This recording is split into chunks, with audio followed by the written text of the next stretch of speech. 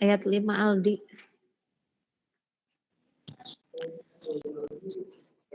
Dan janganlah kamu serahkan kepada orang yang belum sempurna akalnya harta mereka yang ada dalam kekuasaan kamu yang dijadikan Allah sebagai pokok kehidupan. Berilah mereka belanja dan pakaian dari hasil harta itu dan ucapkanlah kepada mereka perkataan yang baik. Ya, alhamdulillah ya. Nah, di sini ayatnya sangat fundamental ya tentang keluarga dan pernikahan. Ya. Nah, makanya ini yang membacakan artinya para laki-laki ya, di mana para pemimpin wanita, pemimpin keluarga ya. Nah, harus tahu bagaimana memimpin keluarga itu ya, bukan hanya sekedar mencari nafkah, tapi juga apa ya harus dicari tahu ya kewajiban-kewajiban seorang pemimpin keluarga ya. Baik, Ibu cek kehadiran Ninda Rahma. Ninda udah tahu belum hari ini ada kuliah?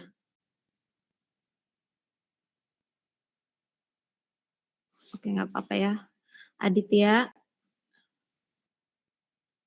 Hadir, Bu. Aldi, ada ya. Azhar. Hadir, Ibu. Nabila Nur.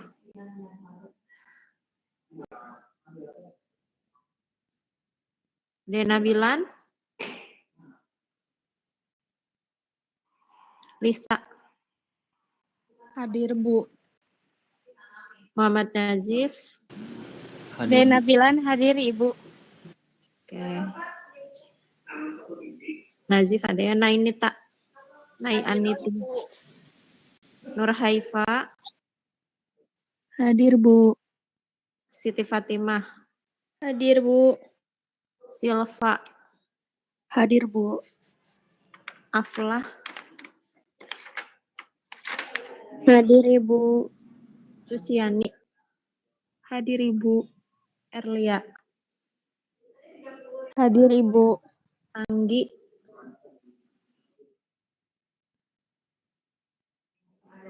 Anggi. Hadir, Ibu. Erlina. Hadir, Bu. Oh, Selfie tadi udah ya? Selfie Lavia. Hadir, Bu. Farid Maksum. Hadir ya? Ninit Kania. Hadir, Ibu. Pipit. Hadir, Bu. Saipul Muhi. Hadir, Bu. Seli. Hadir, Ibu. Ardiansyah.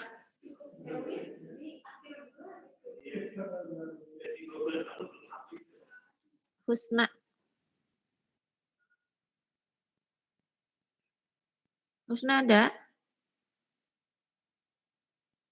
Rekian. Salma. Salma ada? Ada, Ibu.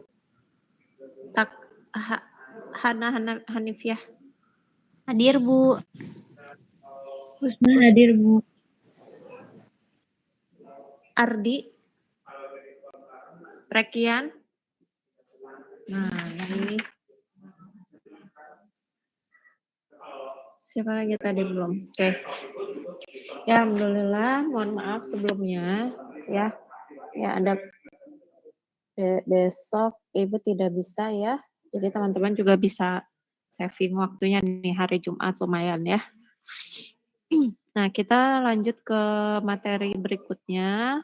Ya, ini memang untuk mikrobiologi ada ini ya bersama Pak Fauzi lebih ke lingkungan, mikroba lingkungan ya. Nah, Ibu lebih ke yang mikrobiologi yang ke patogen ya. Ke patogen yang kaitannya ke kesehatan ya. Slide-nya udah jelas. Jelas, Bu. Ya. Nah, mikroba patogen. Patogen. Apa itu patogen? Mikroba yang berbahaya, Ibu. Berbahaya. Ya, berbahaya atau juga merugikan ya. Ya, merugikan. Kalau kita sama Pak Fauzi udah dibahas belum jenis-jenis apa interaksi mikroorganisme?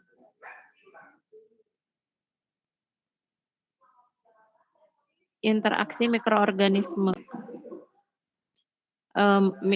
Sifat-sifat mikroorganisme itu selain yang patogen ada yang apa? Non patogen. Non patogen. Ada yang dia itu ada yang menguntungkan, ada yang menguntungkan, ada yang merugikan, ada yang netral. Nah, netral ini maksudnya gimana? Tergantung kondisi bukan, Bu? Ya, netral ini dia sifatnya cenderung oportunis. Apa itu oportunis? Ada orang oportunis ya, ada manusia oportunis. Oportunis itu apa? Netral. Netral, tapi dia itu punya kecenderungan yang dipengaruhi oleh lingkungan sekitarnya. Jadi kalau oportunisnya gini, gampang ke bawah-bawah katanya. Jadi kalau bringkan itu, bringkan dia, maksudnya tuh kalau ada kalau lagi rame dia ikut ke sana, kalau lagi rame ini dia ikut ke sini gitu. Nah, mikroorganisme banyak yang bersifat oportunis di dalam tubuh kita. Nah, maksudnya adalah meskipun misalnya kita misalnya ya di dalam tubuh kita di sini ada ini jenis-jenis mikroba patogen ya. Ini teman-teman harus menghafal lah ya, atau kalau sering mempelajari sih nanti familiar tersendiri ya, kita ingat tersendiri. Staphylococcus aureus gitu ya, E. coli, Salmonella, SARS, herpes. Mikroba itu jadi nggak cuma bakteri, tapi juga ada jamur dan virus ya. Ini kayak herpes, SARS, H1N1 ini virus ya. Nah, maksudnya adalah potensi keberadaan mikroba patogen di dalam tubuh kita sehingga dia bisa menyebabkan penyakit itu dipengaruhi oleh lingkungan mikrobiota. Lihat misalnya di sini ya, di tangan ini. Lingkungan mikrobiota yang ada di sekitar si patogen itu. Ya. Misalnya kalau misalnya di lingkungan sekitarnya itu banyak bakteri baik atau bakteri netral, meskipun di sana ada bakteri patogen, ya, dia tidak menjadikan penyakit. Tuh. Paham ya? Nah, kenapa? Nah, karena di sana ada penyeimbang mikroba lainnya yang bersifat netral atau yang menguntungkan. Gitu. Nah, tetapi jika misalnya bakteri yang menguntungkan sedikit, seimbang lah ya, seimbang dengan yang jahat, yang netral kira-kira ngikut kemana? Ngikut ke yang jahat, ngikut ke yang baik? Ke yang jahat. Jahat. Nah, kalau seimbang itu memang benar-benar titik kritis ya, dia mau ikut ke yang jahat atau ke yang baik. Jadi kalau sedikit aja misalnya ini tangan kita lagi kekurangan bakteri baik, lalu tiba-tiba sedikit aja kena jorok misalnya ya, dapat tuh menang tuh jumlah mikroba patogen, sehingga yang mikroba yang netral menjadi jahat.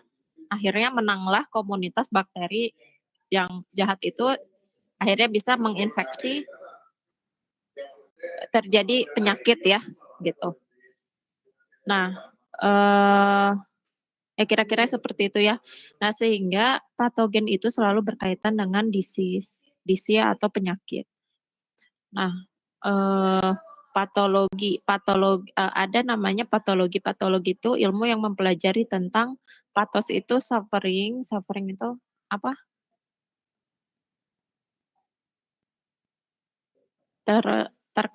Ini ya, kayak terinfeksi gitu ya. Logos itu sains. Jadi patogen itu selalu berkaitan dengan penyakit, di mana penyakit itu adalah ketidakmampuan sebagian atau seluruh bagian tubuh untuk menjalankan fungsinya secara normal. Kenapa? Karena ada serangan atau ya tadi ada sekumpulan mikroba patogen atau mikroba netral yang menjadi oportunis, menjadi patogen, ya, menyerang bagian dari tubuh kita, ya. Nah, dalam infectious disease atau penyakit menular berlaku postulat Koch. Ada yang pernah mendengar sebelumnya postulat Koch? Jika bakteri tersebut terdapat pada penyakit, maka bakteri tersebut sifatnya patogen. Cuman itu doang yang tidak ingat. Ya, jadi penyebab spesifik penyebab penyakit itu, suatu penyakit itu pasti disebabkan oleh agen yang spesifik. Misalnya kita batuk, ini batuknya batuk apa nih? Batuk flu, batuk COVID, atau batuk bronkitis misalnya ya.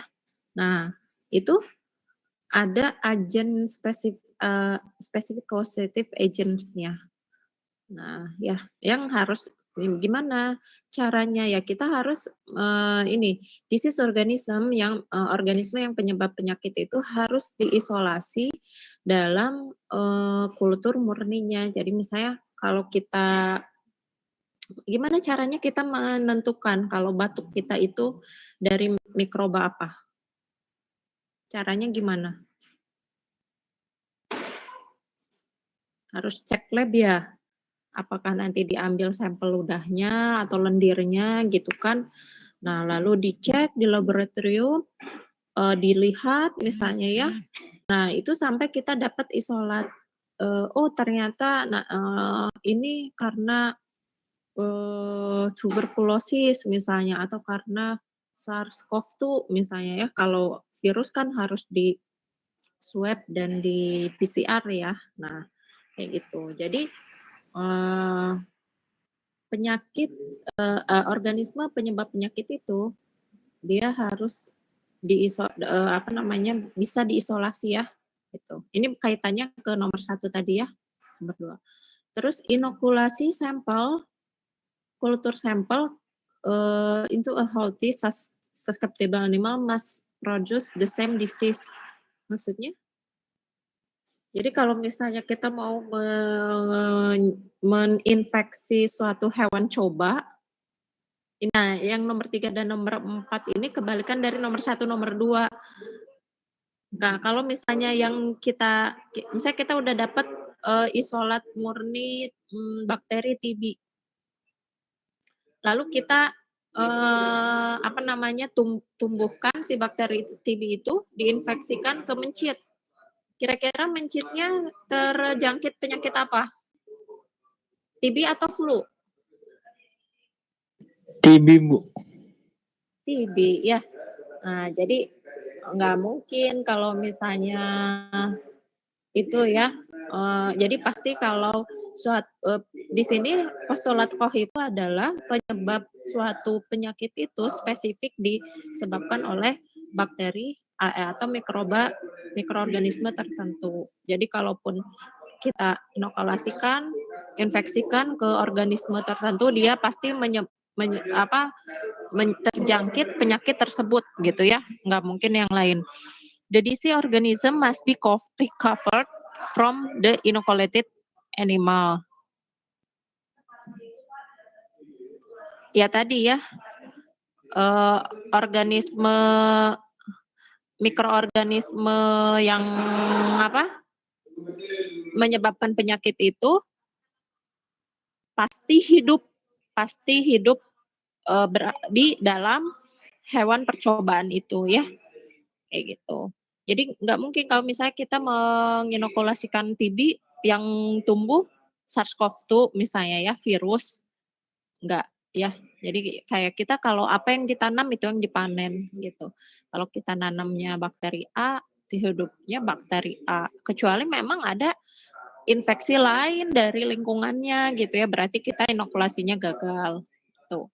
Nah, seperti yang terjadi di ya kita gitu ya, virus. Nah, nanti kita pekan depan ya ke tentang virus lah nanti kita bahas. Nah, nih apakah seluruh mikroba yang terdapat pada tubuh ini menyebabkan penyakit? Jawabannya apa? Tidak, Tidak, kenapa?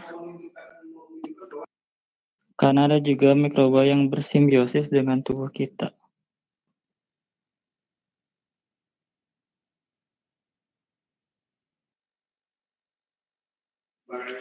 Ya, bentar ya, ini ada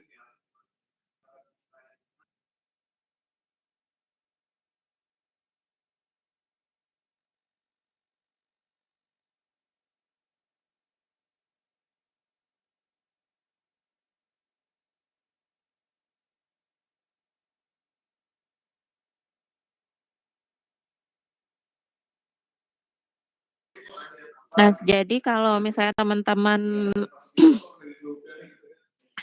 ya tadi ini berkaitan, jawabannya adalah berkaitan dengan mikrobiota ya. Nah, apa itu mikrobiota?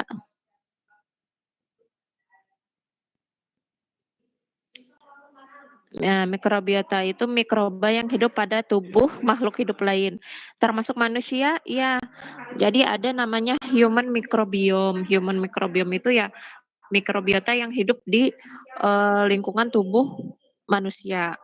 Nah, kalau kita coba teman-teman cari tahu jumlah mikroba yang hidup di jumlah mikroba yang ada di tubuh kita. Udah pernah ada yang mencari belum?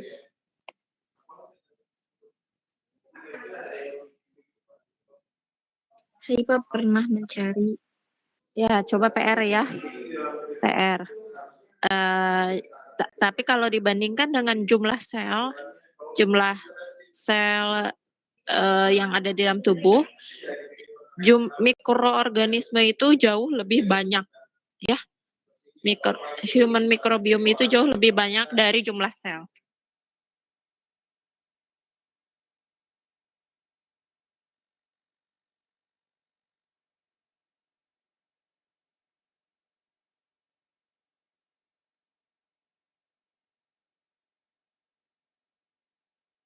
Sepuluh sampai 100 triliun mikrobiota di dalam tubuh manusia. Terbanyaknya di usus, Bu. 100 sampai 10 sampai 100 triliun.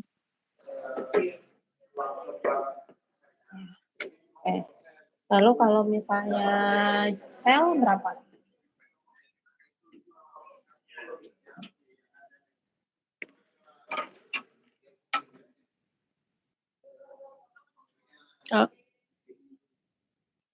Kalau sel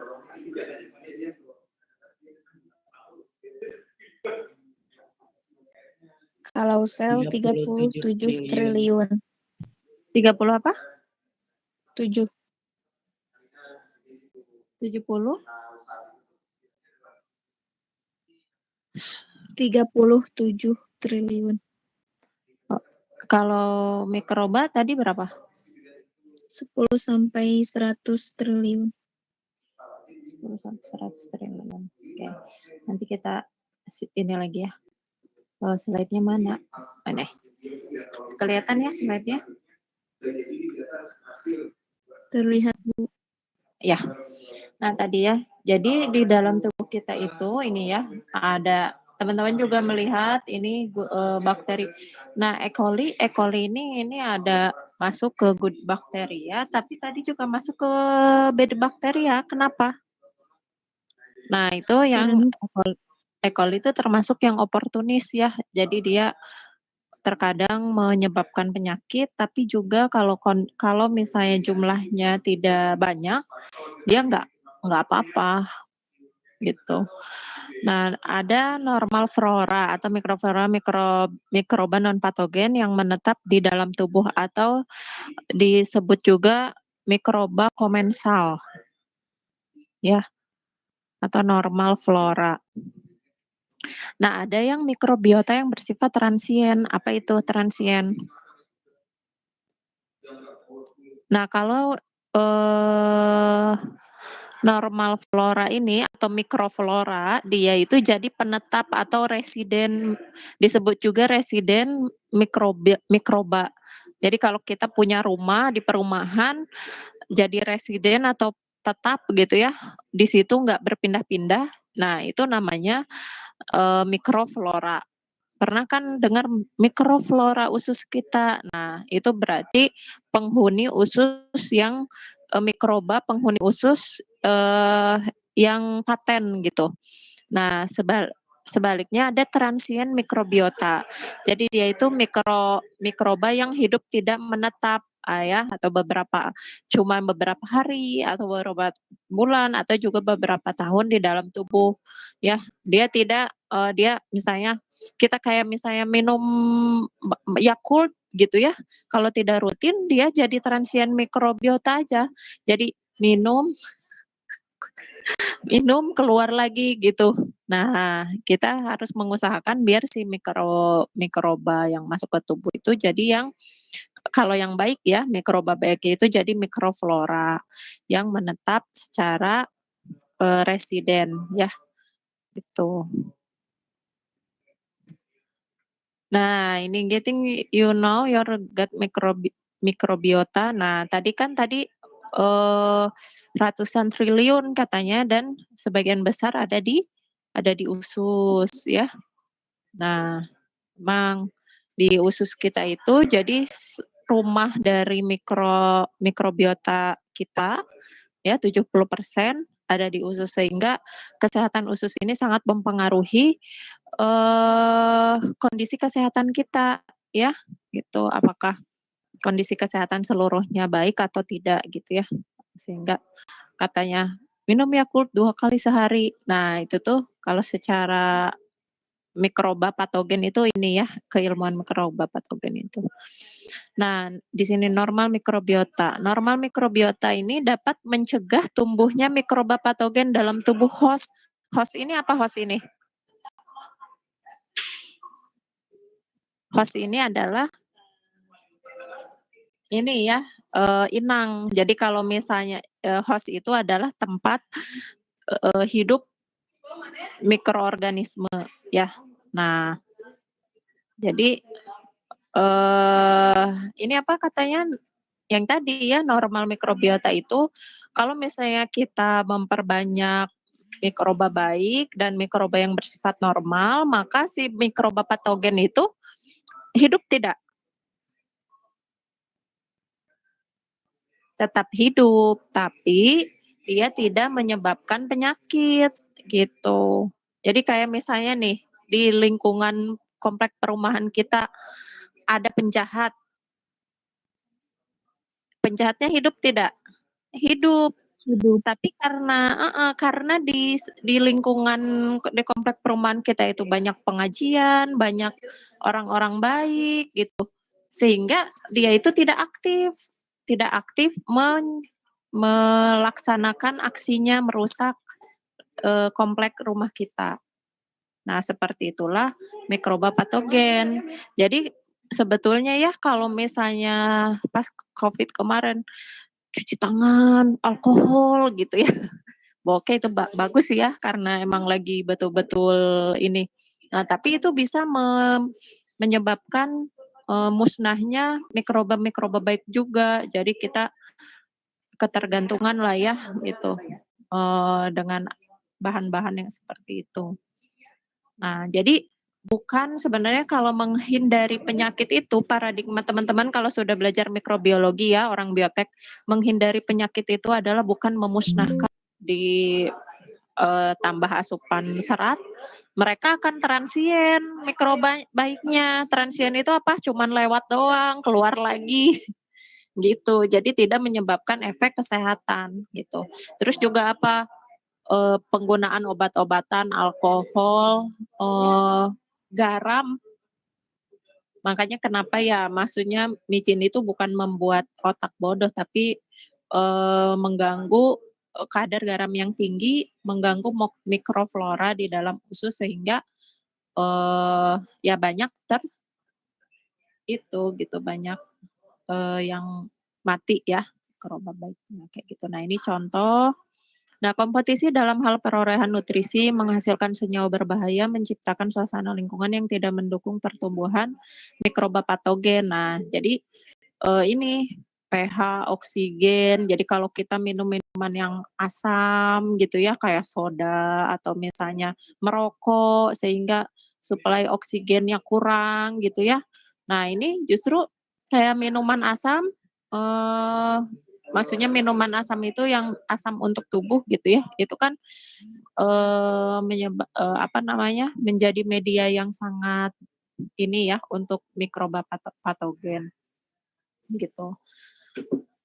Nah ini contohnya bakteriosin yang dihasilkan oleh E. coli pada usus, bisa menghambat pertumbuhan Salmonella dan Shigella. Nah justru kenapa E. coli itu tergolong, bisa digolongkan juga bakteri baik, karena dia bisa menghasilkan bakteriosin yang bisa menghambat pertumbuhan Salmonella dan Shigella di dalam tubuh, ya.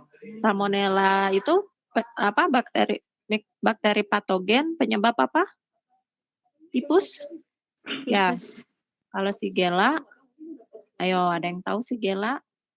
Kemarin Teh Vika penelitiannya antibakteri Shigella. Shigella ini salah satu penyebab ini diare. Jadi penyebab diare itu banyak, bukan apa diarrhea itu apa?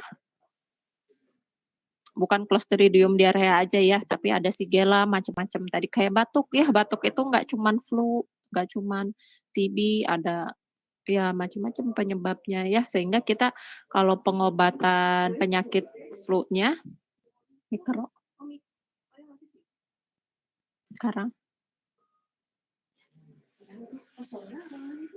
mereka online responsi online habis tembakan mikropatogen. Nah tadi apa? Tadi apa lagi? Tadi apa ya Ibu bilang apa?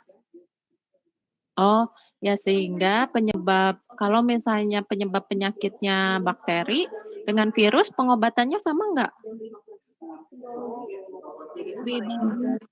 Beda ya sehingga kita harus jangan sok tahu mengkonsumsi obat ya, apalagi antibiotik. Jadi kalau memang penyebabnya dari bakteri, nanti dokter meresepkan antibiotik. Kalau misalnya virus, jangan dulu makan antivirus karena berat ya. Nah, kalau virus bisa misalnya flu ya, flu kan virus influenza. Nah, bisa kita kuatkan imun tubuh kita dengan ya tadi ya istirahat, minum vitamin C dan sebagainya.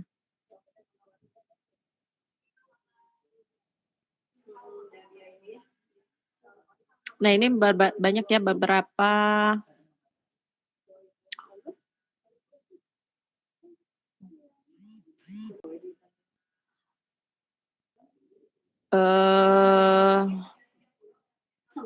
nah ini ya, beberapa mikrobiota di dalam komunitas mikrobiota di dalam usus ya, dia itu memang dipengaruhi oleh mempengaruhi sistem imun ya, sangat mempengaruhi sistem imun, khususnya ini di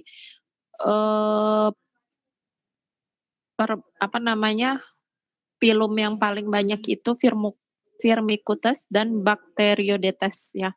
Nah, ini beberapa penyebab penyakit itu, penyakit misalnya bahkan kalau tahun lalu Ibu di kelas itu mempelajari patofisiologi stunting ya, ternyata patofisiologi tahapan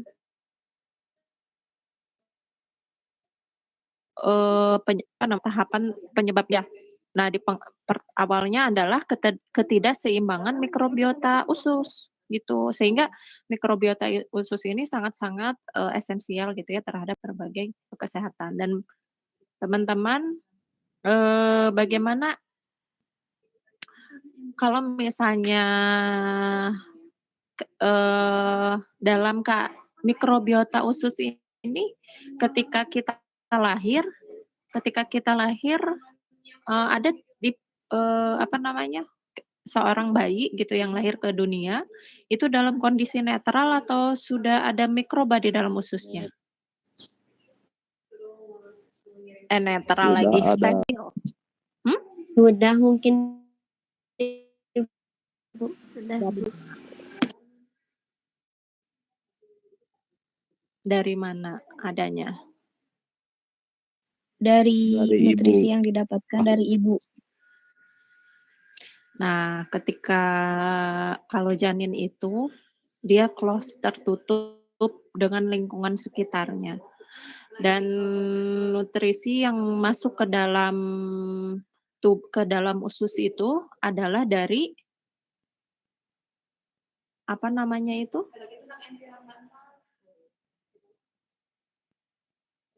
nama salurannya? Ya, dari saluran ibu ya, dan itu steril, tidak ada mikroba. Jadi karena tidak melalui mulut gitu. Sehingga kalau misalnya si bayi itu kan terlindungi ya oleh cairan yang cairannya juga steril, cairan ketuban itu ya. Kalau misalnya si cairan ketuban itu bocor misalnya ya, atau pecah atau ada yang sedikit si mikroba yang saluran pencernaan ibu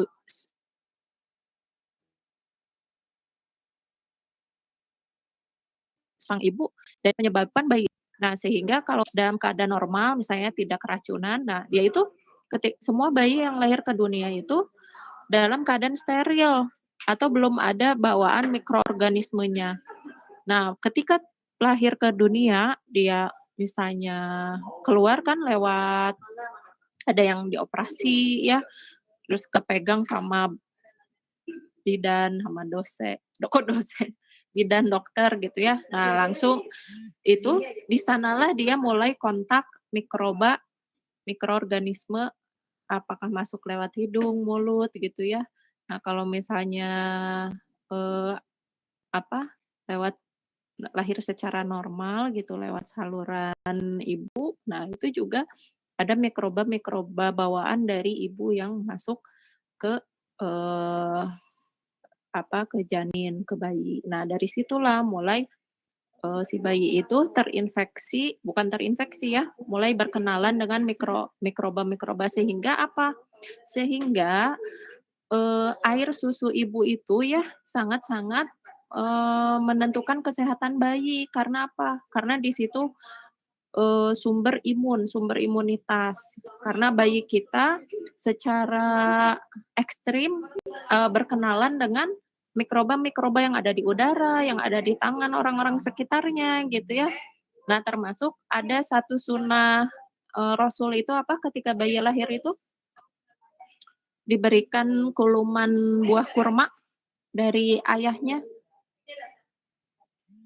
Apa itu istilahnya? Ada yang tahu? Tahnik. Nah, tahnik. Jadi seorang ketika bayi lahir, ayah mengulum buah kurma, lalu si kulumannya itu si buah kurma yang udah dikunyah sama ayah ditempelkan ke langit-langit si bayi. Nah, itu adalah untuk kalau secara mikrobiota ini ya, untuk memperkenalkan mikroflora ya, menanamkan mikroflora orang terdekatnya di ususnya atau di si bayi itu ya. Nah, seperti itu. Jadi eh si bayi tersebut akan menabung ya mikroba baik.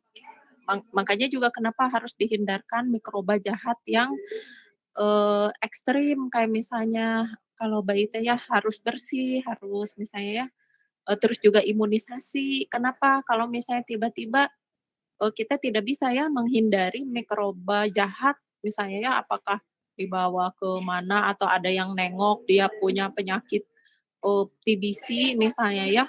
Nah, karena sudah diimunisasi misalnya ya, dia punya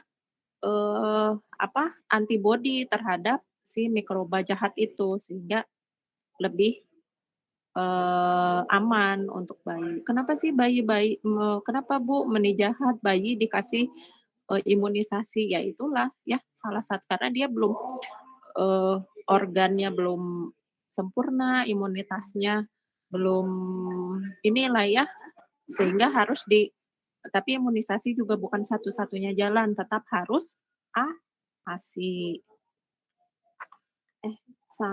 Ininya ini ya,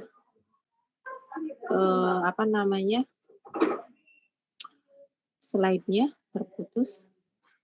Nah, lalu selanjutnya adalah simbiosis. Apa itu simbiosis? Kalau simbiosis mikroorganisme udah sama Pak Fauzi?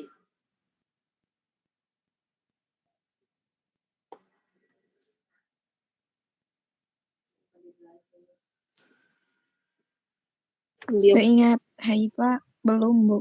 Belum. Simbiosis mikroorganisme itu ada simbiosis apa aja? Ada yang tahu? Kalau dulu waktu sekolah ada simbiosis apa aja? Simbiosis antar Mutualisme, mutualisme. parasitisme, Komensalisme.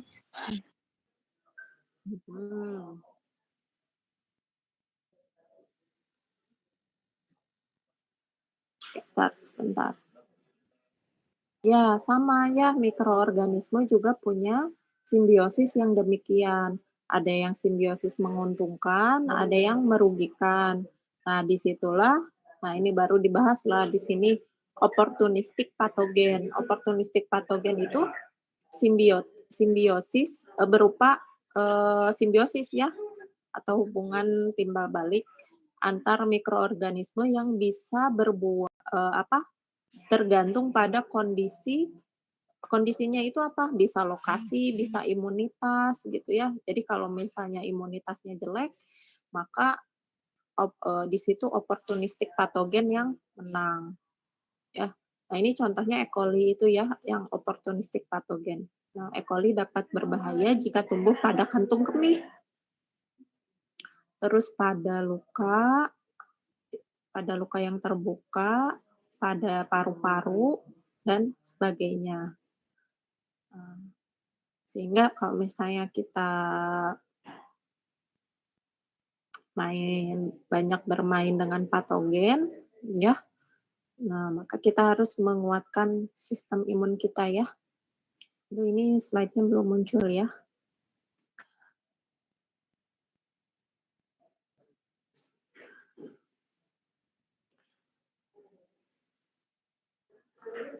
Nah, itu simbiosis parasitisme ya yang merugikan salah satu pihak ya. Contohnya bakteri patogen yang menyebabkan pada penyakit pada manusia. Kalau simbiosis mutualisme yang menguntungkan pada kedua belah pihak ya. Contohnya mikroflora pada usus.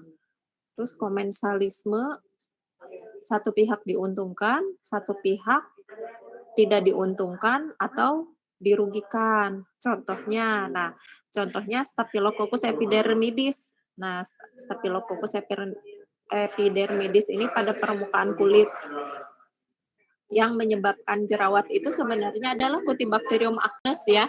Nah, si Agnes ini tidak akan aktif kalau si S epidermidis ini tidak banyak jumlahnya. Nah, kalau S epidermidis ini jumlahnya banyak, si Agnes ini akan menjadi ganas atau garang. Nah, itu ya. Nah, lalu simbiosis tadi ya. Dulu. Nah, ini ada mikroba itu ada yang bekerja sama untuk menyebabkan penyakit. Seperti tadi ya, seperti yang jerawat itu.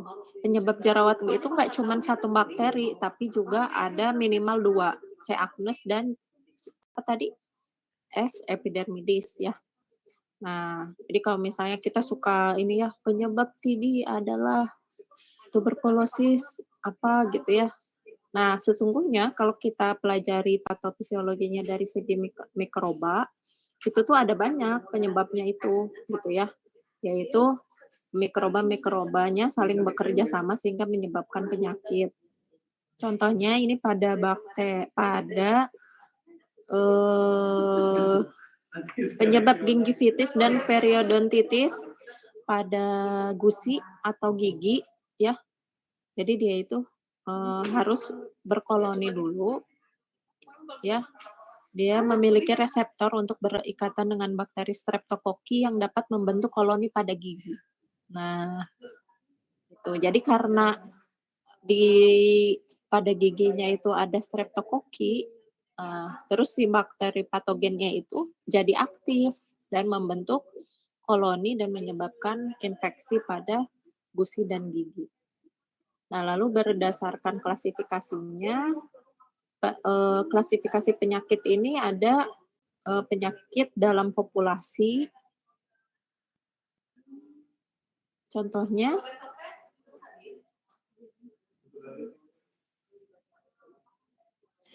ada jadi gini, teman-teman pernah dengar communicable disease atau contagious disease? Nah, itu penyakit berdasarkan penyebarannya dalam populasi. Biasanya penyakit-penyakit virus. Kayak yang kemarin kita ini COVID itu communicable atau non-communicable. Jadi itu penyakit yang menyebar di satu komunitas. Nah, itu communicable atau contagious disease ya. Kalau non-communicable contohnya adalah tetanus. Kenapa tetanus? Jadi kalau tetanus itu misalnya karena kita yang terjangkit sendiri, karena misalnya kena luka, terus terinfeksi tetanus dari kotoran apa gitu ya. Nah, kita doang yang sakit tetanusnya, di sekitar kita tidak. Nah, itu non-communicable disease.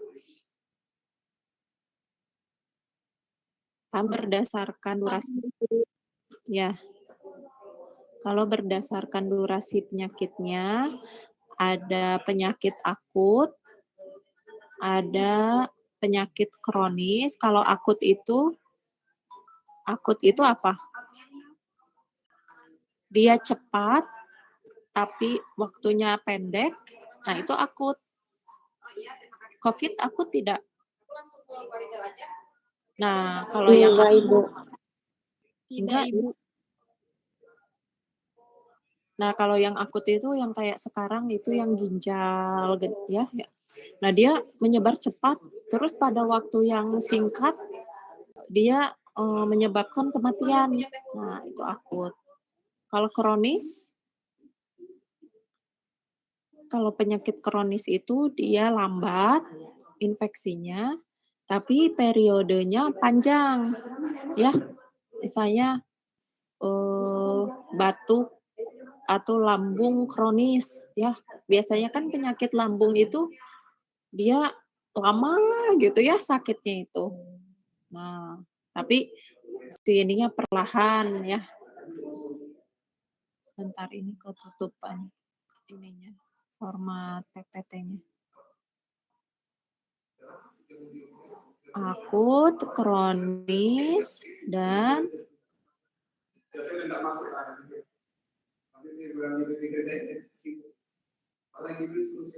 apa coba satu lagi?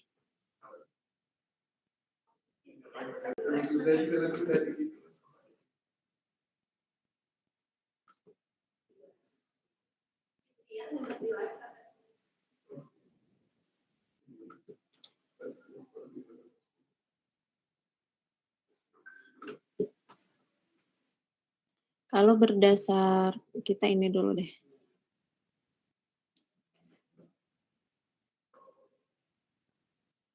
Kalau berdasarkan frekuensi terjangkitnya penyakit itu ada 1, 2, 3, 4. Ada 4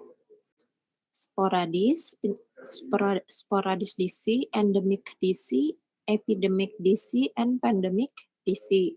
Kalau sporadis itu terjadi pada waktu tertentu, terus tidak berkelanjutan. Jadi dia hanya sementara gitu ya.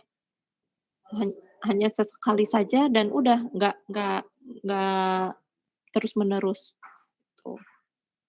Kalau endemik, nah ini kemarin kita penyakit yang menyerang suatu populasi secara berkelanjutan itu endemik. Kalau epidemik itu penyakit yang banyak menyerang individu pada suatu populasi dalam waktu yang singkat. Itu epidemik. Kalau pandemik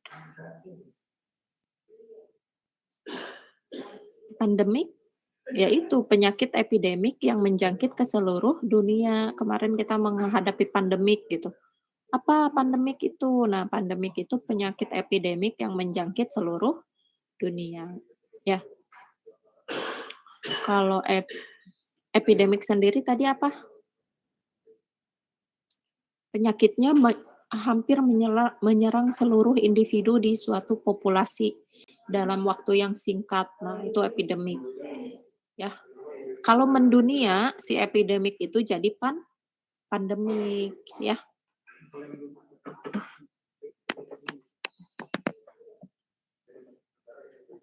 Ada yang ditanyakan nggak sampai sini?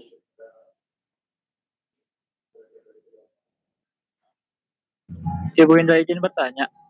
Ya. Pas Indra baca kan mengenai E. coli tadi kan dia bisa sifatnya positif atau negatif tergantung lingkungannya.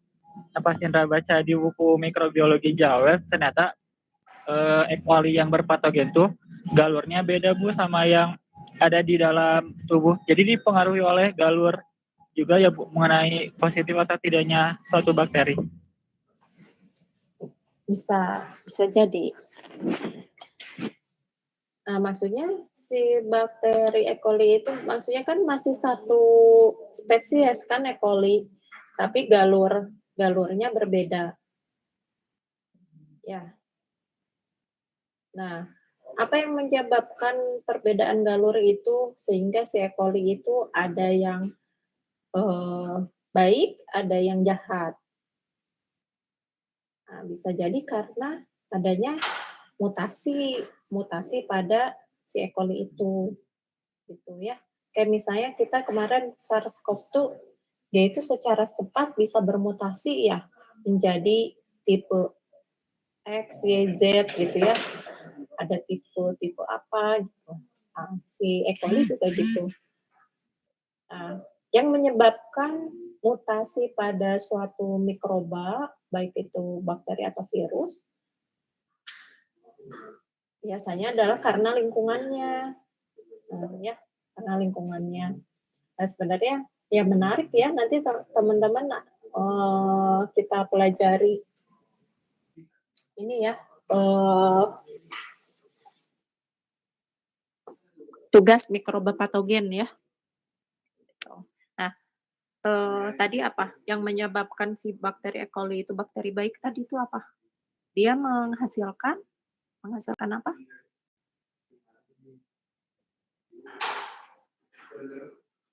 Yang di usus Ibu.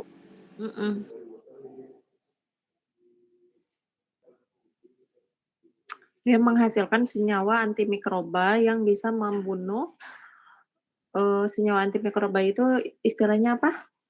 Bakteriosin ya, yang bisa bukan membunuh ya, menginaktifkan salmonella dan apa?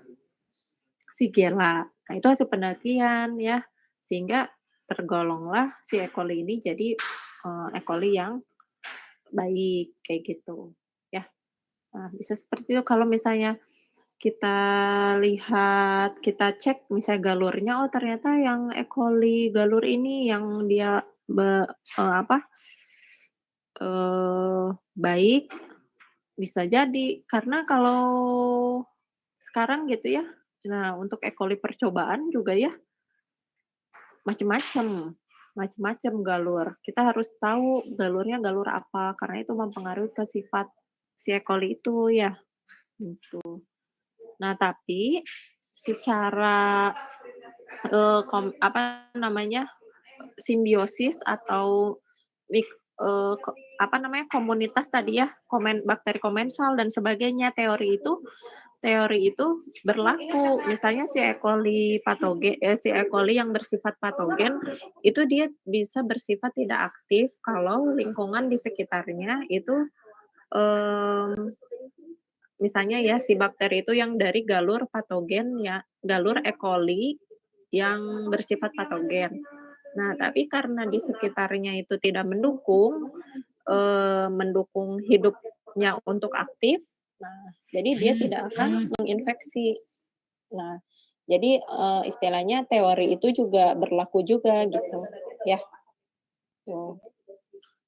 Tapi tadi ya apa yang Indra baca atau yang Indra sampaikan itu betul ya. Soalnya aku juga kan mau ngerjain sebentar. Klasifikasi penyakit, epidemik dan endemik.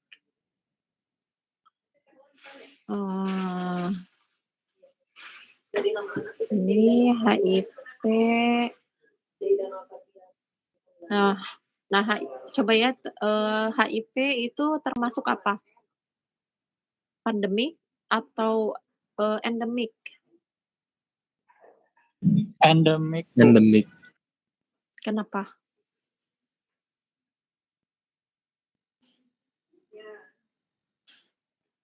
Kenapa endemik? Apa itu endemik? Karena Endemik mah dalam waktu yang singkat, bukan Bu? menyerang beberapa individu, Ibu, enggak menyerang sedunia.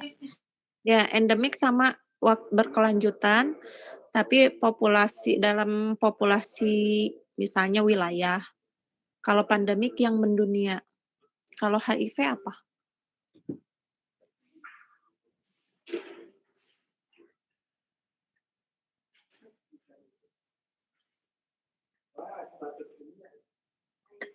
Berarti HIV mah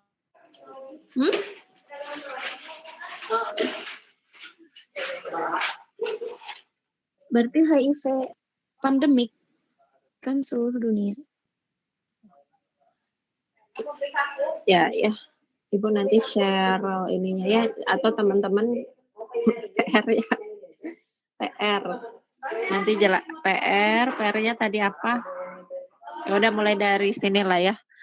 HIV termasuk pandemik atau endemik dan berarti harus berdasarkan data ya. Ada kok data dan prevalensinya berdasarkan WHO. Ya. Kalau SARS-CoV-2 pandemik dan sekarang udah jadi endemik ya. Udah turun gitu. Oke. Nah, terus infeksi, jenis-jenis infeksi itu ada infeksi lokal. Kalau misalnya kita infeksi lokal itu apa? Infeksi pada area tertentu, misalnya jerawat. Nah, pada area jerawat aja. Terus focal infection, infeksi pada area tertentu yang menyebar menuju area spesifik melalui pembuluh darah atau limfa.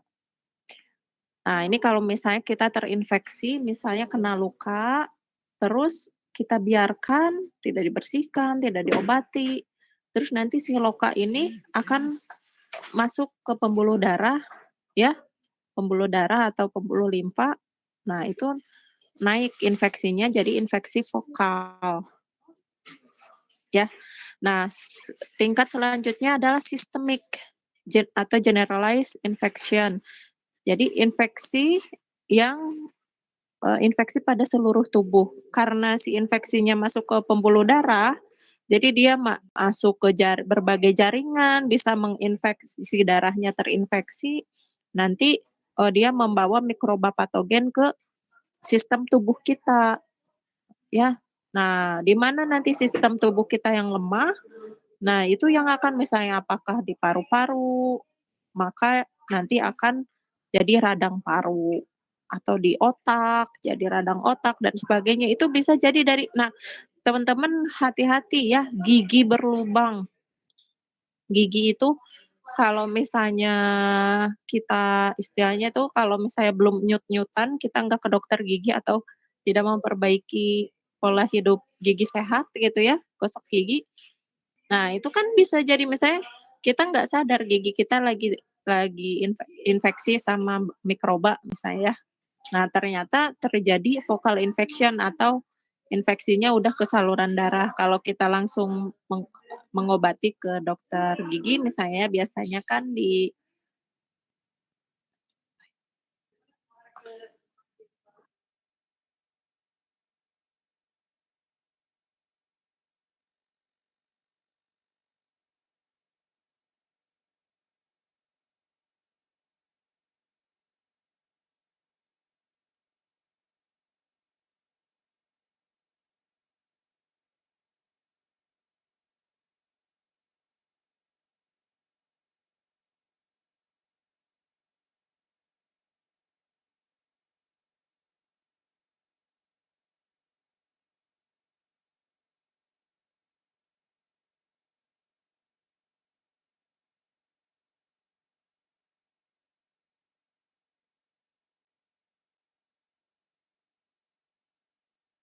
aduh maaf ya terpending. Nah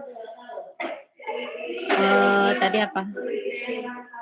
Nah misalnya masuk ke pembuluh darah, nah makanya ada teman ibu ada yang dokter gigi ya, saya ada yang dia kena radang otak ternyata penyebabnya adalah dari gigi, ada yang kena jantung, ternyata penyebabnya dari gigi, gitu ya. Nah, terus ya kenapa? Karena tadi infeksinya masuk ke infeksi sistemik.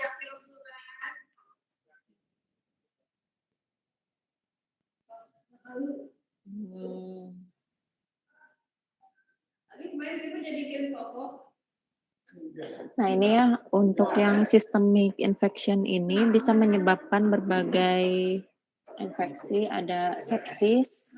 Sepsis itu apa? Respon sistem kekebalan tubuh terhadap infeksi vokal. Ya.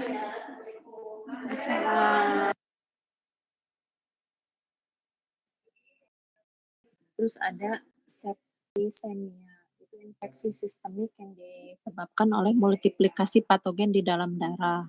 Jadi patogennya terus bermultiplikasi di dalam darah kita. Wah, nanti darah ini bisa menyebabkan kanker tidak? Bisa ya, misalnya nanti si patogennya apa namanya, sel darahnya kalah gitu ya sama patogen gitu. Nah, terus ada bakterimia. Bakterimia ini keberadaan bakteri di dalam darah. Kalau toksemia, keberadaan toksin di dalam darah. Ada viremia. Viremia ini keberadaan virus di dalam darah. Jadi salah ya, kita itu sama Allah teh dicipta dijaga dengan jaringan kulitnya itu epidermis dan sebagainya, sehingga peredaran darah kita itu close, tertutup gitu. Nah, tapi hati-hati sehingga ketika ada luka atau lobang, kalau di gigi kan nggak kelihatan, itu makanya banyak yang dari gigi ya. Atau misalnya ya kita luka aja misalnya tergores gitu ya. ada luka terbuka. Nah, kalau tidak segera diobati, nah itu nanti ada toksin atau virus atau bakteri masuk ke dalam darah, terus menyebabkan sistemik. Nah, hati-hati. Itu masih bisa dihindari kalau focal infection, atau misalnya sistemik itu masih bisa diobati dengan mengkonsumsi antibiotik, tapi resep dokter. Jadi antibiotik itu kan memusnahkan bakteri ya, jadi makanya kenapa kalau gigi infeksi, melendung gitu kan ya, jangan dikorek-korek, ya kita harus ke dokter, nanti dibersihkan, dikasih obat, obat luar, obat dalam berupa antibiotik ya. Nah jadi, eee, bisa jadi misalnya, "Oh udah nggak apa-apa, nggak sakit," tapi ternyata udah jadi infeksi di dalam sistem darah, bahaya, sehingga harus dikasih obat dalam ya, gitu. Jadi jangan sepelekan, infeksi kecil ya. Nah, karena ini infeksi itu ada infeksi primer, infeksi sekunder, dan infeksi subklinis. Nah, infeksi primer ini apa? Infeksi akut. Akut itu apa tadi? Dia menyerangnya cepat dan sebentar gitu ya, langsung berakibat fatal gitu. Infeksi primer ini infeksi akut yang menyebabkan munculnya penyakit. Kalau infeksi sekunder ini infeksi pasca infeksi primer. Misalnya kayak kita kena COVID itu infeksi primer ya. Nah, langsung misalnya. Nah, ada infeksi sekunder. Infeksi sekunder itu infeksi ikutan ya, karena misalnya kita punya penyakit bawaan, sehingga bertambah parah karena kita sakit COVID. Nah, itu infeksi sekunder. Nah, kalau infeksi subklinis atau inapparent itu infeksi yang tidak memunculkan tanda-tanda penyakit seperti poliovirus, hepatitis A. Teman-teman ada yang pernah ini enggak, ada pernah penyakit hati atau hepatitis? Pernah, Ibu. Siapa? Aflah, kayak gimana? Hepatitis apa, Aflah? Yang A atau B ya, Bunda? Belum parah. A, hepatitis A. Ya, yang Ya, itu. masih ini ya, masih rendah. Itu kenapa penyebabnya kata dokter? Nggak tahu, waktu itu tuh emang langsung muncul kuning-kuning aja, Bu, di kuku sama mata bola mata yang putih. Usia berapa? Waktu SMP. Ya, waktu SMP. SMP. Ketika itu kondisi Aflah ini enggak lagi capek atau lelah, banyak kegiatan? Katanya tercemar dari makanan, Ibu. Sama dari makanan. Nah, itu ya. Jadi tadi ada gejala enggak hepatitis yang Aflah? Yang dirasain mah perut, Bu, jadi kayak ada tiba-tiba serit, sakit gitu, Bu, perih. Perih, mual ya? Iya, Bu. Ya, nah, jadi ada tadi infeksi yang tidak memunculkan tanda-tanda penyakit ketika misalnya gejala itu muncul ketika sudah parah. Contoh yang biasanya ya kalau infeksi organ dalam kayak ginjal, hati, ya hepatitis itu organ dalam ya. Dia itu muncul tanda-tanda penyakitnya itu dia tuh udah ini gitu, udah parah baru kelihatan. Ya iya ya, kalau misalnya organ luar kan kelihatan merah atau melendung gitu kan. Nah, kalau organ dalam kan karena di dalam, jadi nggak kelihatan kan infeksinya kayak gimana, kecuali kalau di USG atau di apa namanya, foto organ dalam gitu. Nah, sehingga itu ya infeksi subklinis. Nah, sehingga kita harus tadi ya pola hidup sehat, bersih. Nah, hepatitis A ini emang A, B itu ya biasanya dari virusnya itu bisa dari makanan gitu ya, dari cemaran makanan makanan sih ya, betul. Makanya waktu itu banyak ya yang ada ya yang keracunan anak-anak ya, kayak hepatitis karena keracunan makanan. Nah, itu kita harus waspadai.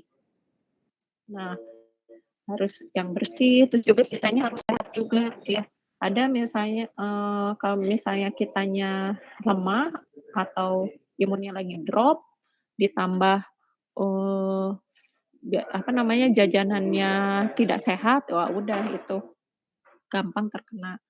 Nah, terus ada juga kalau karena kerusakan hati ya, kerusakan hati karena gaya hidup alkohol, rokok, atau mencium bau-bau biasanya yang di industri kimia atau di apa gitu ya, atau kerja di basement itu banyak polutan. Nah, itu nanti si hatinya rusak karena itu ya, karena banyak cemaran gitu ya, karena hati itu kan menetralisir racun ya, ke tubuh kita, karena dia bekerja berat menetralisir racun, juga minum obat-obatan yang berat ya, itu nanti jadi nanti fungsi hatinya bisa rusak ya, itu hepatitis C. Nah, wah udah itu langsung, ada yang fatal, kayak gitu ya. Nah, sehingga kita harus sangat menjaga ya.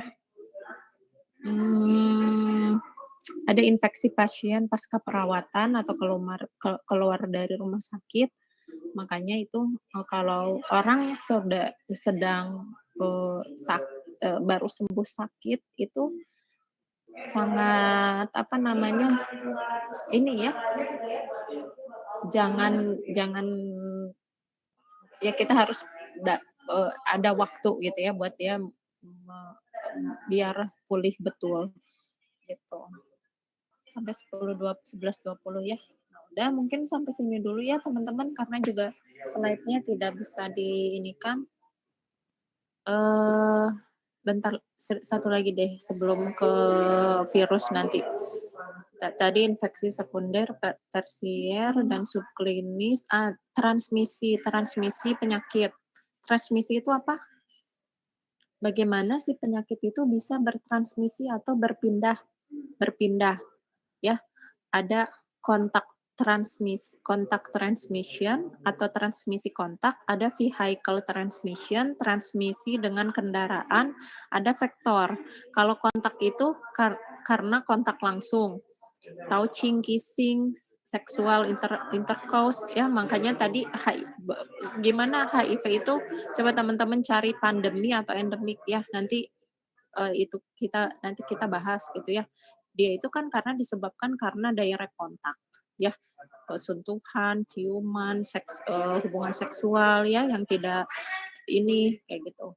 Nah, terus ada juga indirect kontak. Indirect kontak itu karena kontak yang tidak langsung, misalnya melalui jarum suntik.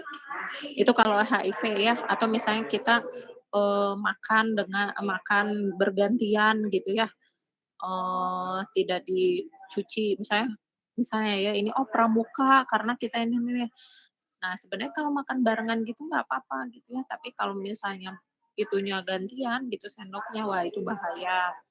Terus juga karena misalnya alat mandi barengan gitu ya. Jadi kalau personal care itu harus sendiri ya, karena apa? Mikroflora masing-masing itu beda-beda gitu ya. Jadi tadi kita itu membawa mikroflora keluarga kita. Ternyata keluarga kita teh ada yang misalnya ada penyakit patogen tertentu, terus tertular ke sebelahnya karena tadi kontak tidak langsung dari alat-alat atau apa gitu ya, sikat gigi misalnya gantian atau bahkan baju gitu ya. Kalau baju luar sih nggak apa-apa, jangan sampai baju dalam ya. Nah, gitu. Nah, terus juga droplet transmission atau melalui ludah gitu ya, melalui batuk, berbicara gitu ya dan sebagainya. Itu transmisi kontak. Yang kedua, vehicle itu apa? Melalui kendaraan, bisa dari air, waterborne transmission, terus tadi dari makanan, dari udara, dari obat-obatan, dari dan sebagainya ya. Nah itu misalnya ya yang tadi ya virus hepatitis di makanan atau salmonella kotor gitu ya, atau E. coli atau Shigella tercemar di makanan kita atau tidak dicuci dulu atau nah itu vehicle transmission. Kalau vektor itu adalah transmisi penyakit yang dibawa oleh hewan. Nah, itu vektor. Kayak vektor penyakit SARS-CoV-2 kemarin apa? Nah, itu adalah kelelawar. Nah, kelelawar menjadi pembawa penyakit, pembawa virus yang sampai ke manusia. Gitu. Ya, terus apa? Misalnya rabies, vektornya anjing, gitu ya. Kita bisa terinfeksi penyakit dari hewan yang vektornya hewan ya bisa kalau kita tidak menjaga interaksi yang baik dengan hewan. Misalnya hewan tidak kita urus atau kita siksa sehingga dia si rabiesnya muncul gitu ya. Terus nanti terkena ke kita atau kita yang digigit sama si hewan itu. Nauzubillah ya. Nah itu jadi hewan sebagai vektor. Nah demikian nanti kita masih ada kan depan tentang virus ya. Nah terus tugasnya tadi apa tentang HIV ya, tentang HIV dan satu HIV itu penyakit virus, yang kedua penyakit bakteri ya. Penyakit bakteri silakan kalau penyakit virus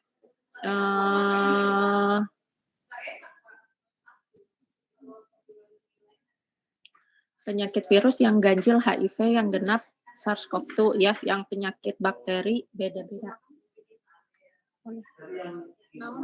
Yang penyakit bakteri bebas ya, banyak ya bakteri.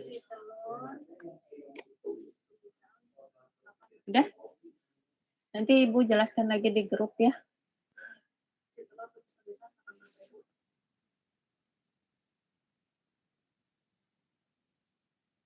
Baik, Bu. Waalaikumsalam. Aku tadi ya udah kalau nggak ada kita tutup dengan doa akhir majelis. Subhanakallahumma bihamdika asyhadu an la ilaha illa anta astaghfiruka wa atubu ilaik. Ardiansyah sama Rekian mana, hadir nggak? Ada nggak? Nggak ada ya, berarti Alfa ya. Soalnya tadi ini Ibu cek lagi nih di akhir. Ya, Assalamualaikum warahmatullahi wabarakatuh. Waalaikumsalam warahmatullahi wabarakatuh. Terima kasih, Bu. Terima kasih.